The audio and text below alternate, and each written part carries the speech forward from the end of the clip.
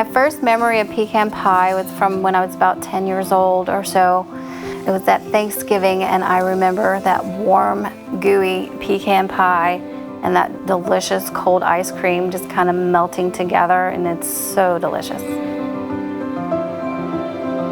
My name is Jessica Shillato, and I'm a connoisseur of pecan pie.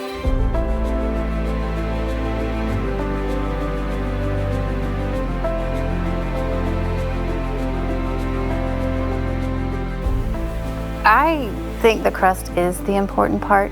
You want it kind of buttery and flaky and delicious. Use homemade pie dough. It makes a huge difference and it tastes so much better.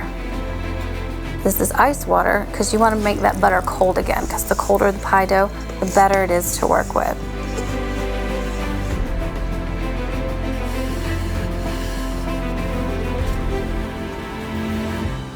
I come from a family that appreciates cooking very much. My grandmother was my biggest influence in becoming a chef. I was always in the kitchen with her when I was little. She was always cooking. Everything was always made from scratch every night. I'm just gonna unroll it into our pie. And then we're going to tuck it right down into the pan. Then we're going to style the crust. And it's okay if it's not perfect. I think pie looks better, kind of homemade.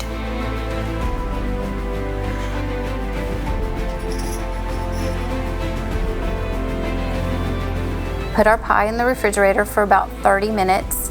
And while it's in the refrigerator, we're going to toast our pecans and we're going to make the filling for our pie. I've noticed sometimes if I add the butter first, the butter starts getting too brown before the pecans toast. It smells so good.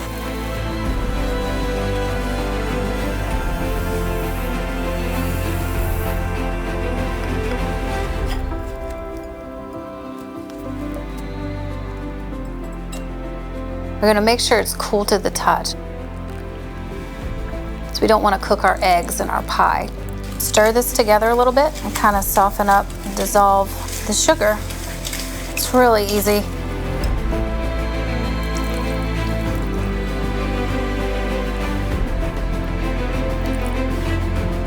This sets this recipe apart. You don't normally find cornmeal in pecan pie, except for the older recipes from the beginning of the century.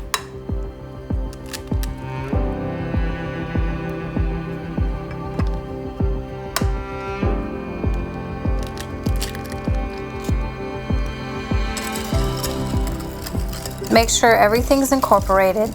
You don't see any signs of the egg. Make sure it's nice and perfectly smooth. There is nothing like some fresh local South Carolina pecans.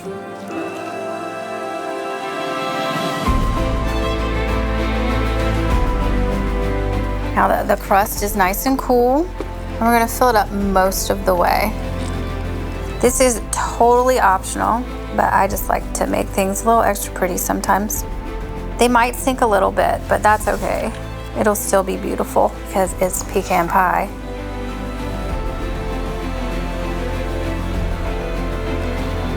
We're gonna put our oven on 350.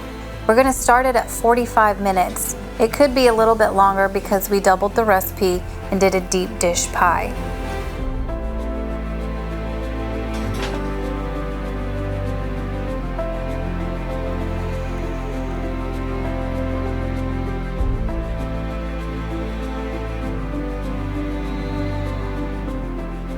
So make sure you let the pie sit for an hour. It makes it much easier to cut and it won't burn you.